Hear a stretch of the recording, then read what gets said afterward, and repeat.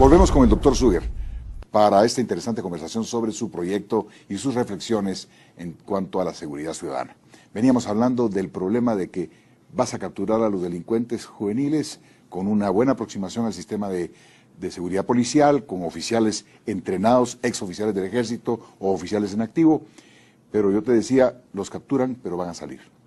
¿Por qué? Porque el sistema de justicia no es eficaz en su operación. ¿Qué se podría hacer para resolverlo? Sin violar la Constitución, sin intervenir entre el organismo ejecutivo, pero tiene que haber un mecanismo, una propuesta. Sí, Julio, la independencia de poderes es constitucional, eso no puede violarse. Así es. Sin embargo, el gobierno, aunque esté estructurado en 3 columnas independientes que son sus poderes, el gobierno está ahí para resolver los problemas del pueblo, para permitir la convivencia pacífica, y eso se contempla si se obedece estrictamente la Constitución y hay cumplimiento de la ley, hay un Estado de Derecho. Ahora, que sean independientes no quiere decir que no se hablen, porque los 3 comparten la responsabilidad ante el pueblo y no puede decir el Ejecutivo, no, eso es por lo judicial, y el judicial, miren, la culpa son los del Legislativo, ya no podemos culparnos. Entonces lo que se necesita es un diálogo, porque no está prohibido que se hablen para coordinar que es el logro de los resultados que espera alcanzar el pueblo. Entonces, si queremos que se cumpla la justicia, yo no veo ningún problema en que haya comunicación entre elementos del Ejecutivo, no necesariamente solo los presidentes, y que haya comunicación con los diputados para decirles, miren señores, es tal legislación o es cierto grupo de la parte legislativa lo que nos impide poder actuar en esta manera e ir componiendo, ir logrando acuerdos, porque el resultado final es la calidad de vida del pueblo. No hay otro motivo para el gobierno. Totalmente de acuerdo. Ok, entonces estaríamos leyendo yo que tú irías por inspirar un diálogo permanente con los organismos del Estado de tal manera de poder refundar, reformular, reconstruir el sistema de justicia en el país. Así es. Y que sea un diálogo abierto, que no sea a espaldas de un pueblo, que se pueda hablar, mostrar realmente qué es lo que se está hablando, porque realmente no es que sea un secreto de Estado lo que se va a hablar, sino que cómo es darle fortalecimiento al organismo judicial para su depuración permanente y que le sirva de apoyo al juez. De hecho, y hay un tema que hay que tratar, que es el aumento, la reestructuración del presupuesto del organismo judicial. Es insuficiente. Los jueces y el Ministerio Público tienen cargos muy delicados, muy peligrosos, y no están los recursos para pagarles el salario adecuado y darles la protección adecuada. Tenemos que analizar el número de juzgados civiles y penales que hay en la República de Guatemala, cuántas cortes de apelación hay, qué salarios tienen, porque el bajo salario en el profesional de justicia, sobre todo el que está en tribunales de alto riesgo, que trata casos penales vinculados a la delincuencia, deben tener protección. En muchos países se hablaba de jueces sin rostro, no creo que sea necesario llegar a eso, pero el juez se debe sentir tremendamente apoyado. Y por eso es que una revisión también del presupuesto, hablar con el legislativo abiertamente y con el pueblo es necesario. Muy bien.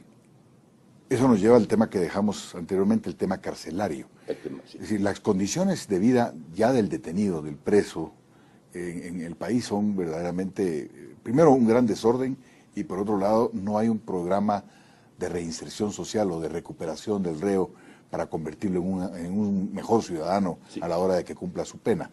¿Tienes algunas ideas al respecto del sistema carcelario? Sabemos que en las cárceles, durante mucho tiempo, se han venido coordinando muchas acciones delincuenciales. Así es. La extorsión, el secuestro, el robo de celulares, se han planificado desde las cárceles. Cuéntanos un poco de tus reflexiones. Y la tecnología no funciona de repente en las cárceles. Los bloqueadores de celulares no funcionan. Para esto, Julio, es lo siguiente.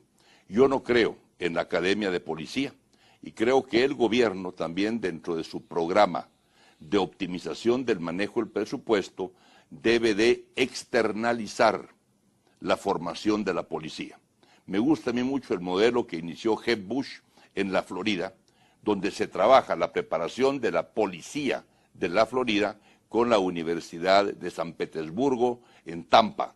No, tercerizarlo, ok. Sí, es decir, y los policías entonces vamos a tener otro nivel de policía en todo sentido.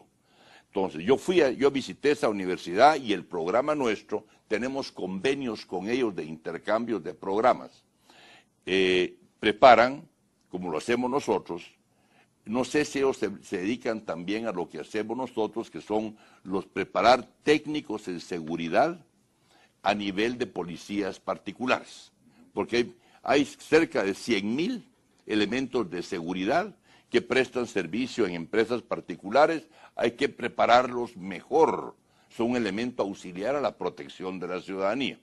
Después ahí preparan que van a los administradores de cárceles, a los de combate al narcotráfico, hay maestrías en criminología y salen de licenciados allá con un bachelor's degree, aquí salen de licenciados en seguridad pública. Después sacamos la maestría, que ya son las especializaciones de las policías que van a hacer, digamos, investigación en narcoactividad, investigación criminalística, etcétera, pero ya muy preparados. Ahora ya estamos hablando de largo plazo. Ahí estamos hablando de que cómo vamos a preparar y a entrenar a esa policía. Y ahí mismo se entrenan los que van a administrar las cárceles, porque el problema se dio, y cuando tú lo mencionaste anteriormente, sí la Secretaría de Asuntos Estratégicos, que sí todavía estoy un poco desubicado de la época de fundación, pero sí algo se hizo, comunidad de inteligencia y de apoyo informático a la toma de decisiones de gabinete o del presidente en el tiempo del gobierno de Álvaro Arzú, ¿verdad? Y ahí fue también donde prácticamente se hizo una reforma al sistema carcelario, donde se entregó o se compartía la administración carcelaria con los que estaban presos. Era la disciplina interior de las cárceles se les entregó a los presos. Sí, y eso no puede ser. Bueno, es que ahí nace, Sí, precisamente. y ahí nace el desorden y el crimen interno. Y en la organización interna para hacer crimen en el exterior. Así es. Eso hay que revertirlo de inmediato. Fue una muy mala medida Fue de una aquella mala época. medida de la época, pero haciendo errores se aprende. Así es. Entonces vemos y dijo, miren, no funcionó, porque se pensó que ya el hombre que estaba ahí adentro estaba arrepentido y que iba a querer buena calidad de vida para sus compañeros y decirle, mucha, ya no freguemos, hombre, ven. No, no es así como se reforma a una persona que tiene ya programas delictivos en el cerebro. ¿Y ahí qué propuesta concreta tienen ustedes? ¿Han pensado en la privatización de cárceles para la construcción de recintos penitenciarios o eso está fuera de...? No, no está fuera, porque yo no hablo de la privatización, eso sí no lo estoy hablando, y lo quiero dejar muy claro, sino que yo no voy a privatizar nada, pero sí voy a externalizar el servicio y a promover la inversión privada, que es lo que queremos hacer también en el sector infraestructura. No vamos a ser tan soñadores de pensar con lo destruido que está la infraestructura, la poca infraestructura de carreteras, puertos, aeropuertos de Guatemala y la deuda externa que va a alcanzar para que hagamos aeropuertos, puertos y carreteras que nos permitan ser competitivos. Entonces se dan en concesión las carreteras, se hacen sociedades. Pero volviendo a las cárceles. Entonces, en las cárceles solo lo externalizás. Puede ser, yo no lo sé, que existan empresas o interés de formar empresas guatemaltecas o extranjeras, porque sí quiero que vivamos la globalización, puede ser una empresa coreana o algo, que su especialidad sea construcción y administración carcelaria. No se privatiza, sino que se contrata con esa empresa. Pues se está concesionando, se está Se está tercerizando. concesionando, eso sí, es una concesión pagada por el Estado con un contrato específico, con la supervisión del Estado. Para recibir el servicio de administración de la cárcel y construcción de la cárcel. Así es. Bajo las políticas que fija Guatemala. Porque es decir, nosotros queremos que las cárceles se conviertan en autosostenibles, que el que está detenido trabaje para que aprenda a trabajar. El trabajo es parte de su rehabilitación. que genere un ahorro y a la vez que esté pagando lo que se come y dejando algo que sea útil para la sociedad guatemalteca. Doctor Suger, hubo una cumbre de seguridad regional recientemente en Guatemala con la presencia de la secretaria Clinton, estuvieron presidente México, presidente Colombia, se habló mucho, pero se obtuvo poco. Incluso salieron hablando de 2.000 millones de dólares, que era lo gran resultado. La lectura que tenemos es que la mayoría de esos millones de dólares eran préstamos y no aportaciones. Y hubo una conclusión muy sentida de parte de la secretaria Clinton, en donde ella decía, es importante que ahora los empresarios paguen por la seguridad. En el Triángulo Norte Centroamericano hay más de 300.000 hombres en las policías privadas de seguridad. Es un ejército mucho mayor que a los 13 ejércitos combinados. Y hay una muy baja regulación y control y supervisión de esas policías privadas.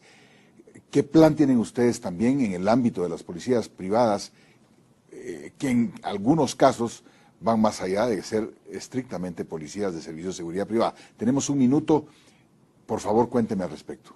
Tenemos que prácticamente revisar toda la regulación de cómo es que operan las policías privadas. No podemos prescindir de ese servicio porque es imposible. Si estando y contando con las policías privadas tenemos la inseguridad reinante, entonces sí es necesario seguir contando con esas policías privadas, pero tener una supervisión más estrecha del gobierno guatemalteco sobre la forma de operación de policías, tener toda una legislación muy precisa de cómo van a operar y hasta dónde llegan sus alcances. Vamos a volver al próximo bloque con el doctor Eduardo Suger y vamos a hablar de impuestos para la seguridad.